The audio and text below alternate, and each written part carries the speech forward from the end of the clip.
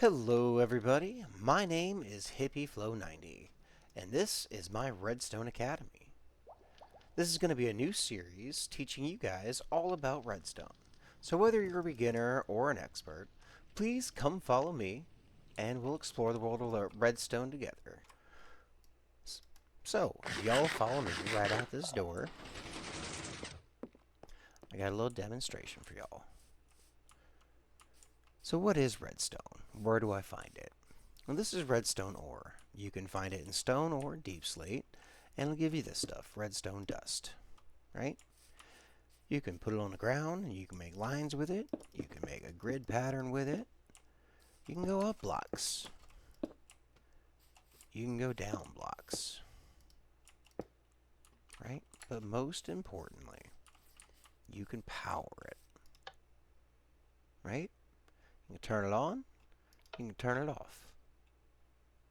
If you turn it on, it'll go for 15 blocks, right? Put redstone dust there, it doesn't keep going. You can power things by putting powered redstone dust on a block next to the thing that you want to power, or you can run the redstone dust directly into the thing you want to power. But make sure that it's going into the block, because if you put it like this, it's not going to power it. See how it turns? And it's not actually touching that. Now, if you want to make this signal go for further than 15 blocks, then you're going to need something called a repeater. Now, a repeater has a couple things. One, it extends the signal another 15 blocks. It also has this little toggle on it.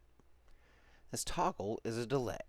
So you start off at 1 tick, 2 tick, 3 tick, and 4 tick delay. And we'll get into that in a little bit. So for now, if I put this down, see that one came on, and these are on a delay, so they take a little bit longer to come on. And it works the opposite way, too. They take a little bit longer to turn off as well.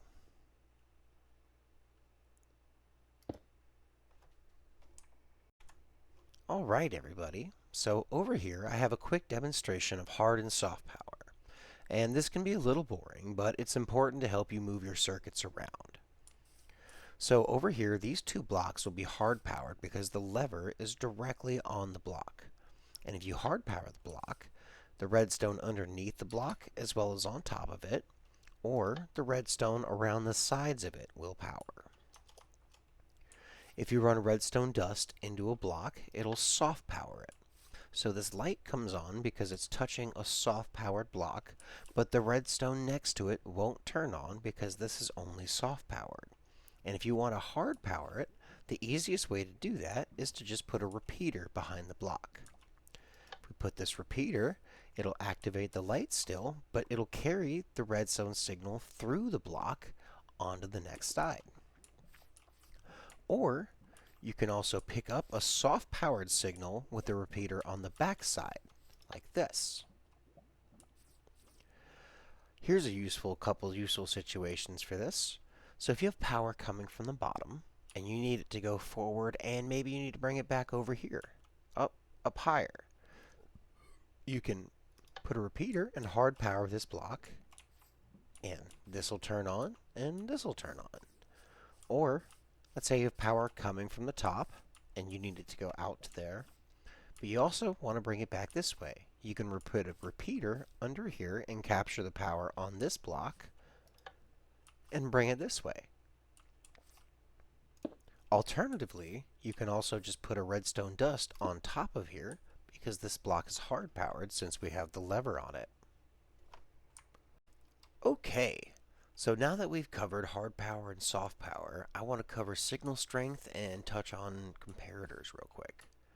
So as I said before, redstone dust will go for 15 blocks. So you start off with signal strength of 15. And then it goes 14, 13, 12, all the way down to 0. And if you want to continue your signal, you need a repeater. And that'll give you a signal strength of 15 again for another 15 blocks. A comparator, on the other hand, will give you the same signal it receives in the back in the front. So we got a 14 here, and we got a 14 here. You can also use it to get a signal from a chest. So if you have items in here, right, one stack is a signal strength of 1. But if you have it completely full, you have a signal strength of 15. And there's lots of things, such as these crafters. Look, signal strength of 3, 4, 5, and so on. And they're called a comparator because they're used to compare signals. So if you put a signal in the side, it'll compare the side signal to what it receives in the back. So here we have a signal strength of 14 going in, right? If there's a signal strength of 15, which is higher than this, it won't let this go through. But if we have a signal strength of 14, it will, because it matches.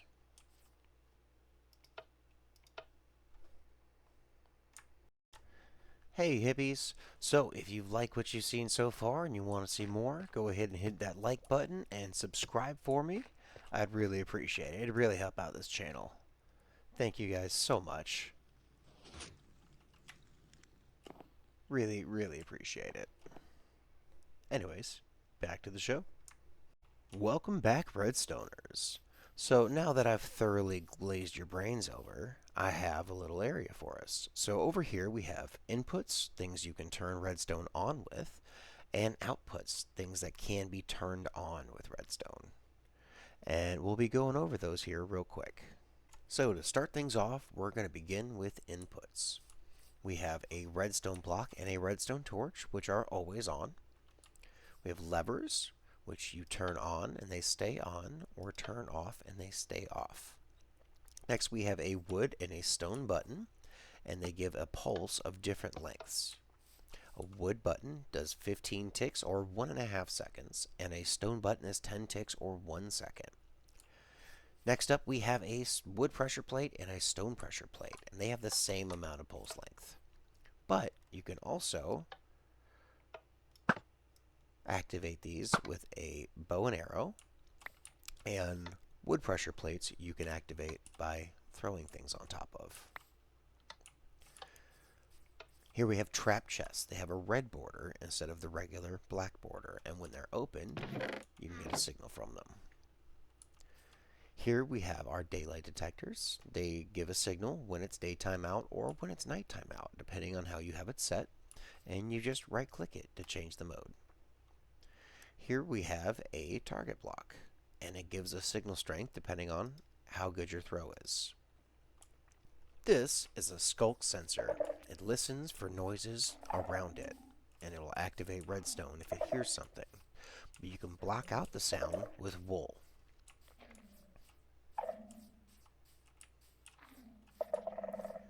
Here we have its cousin, the calibrated skulk sensor. If you put a signal strength into this purple side, it'll only listen for certain noises. So here we have a signal strength of 8 going into it, and it'll only listen when I eat. Here we have an observer. An observer detects a block update. So it could be like bamboo growing, or a block being placed, or broken, or a no block activating. And finally over here we have our tripwire hook with 2 tripwire hooks and a piece of string in between them. When the string is walked through, these will activate. Alright everybody, time for the best part. These are your main outputs, things you can activate with redstone. So first up we have our redstone lamp, and if you give it power, it'll stay on as long as it has power.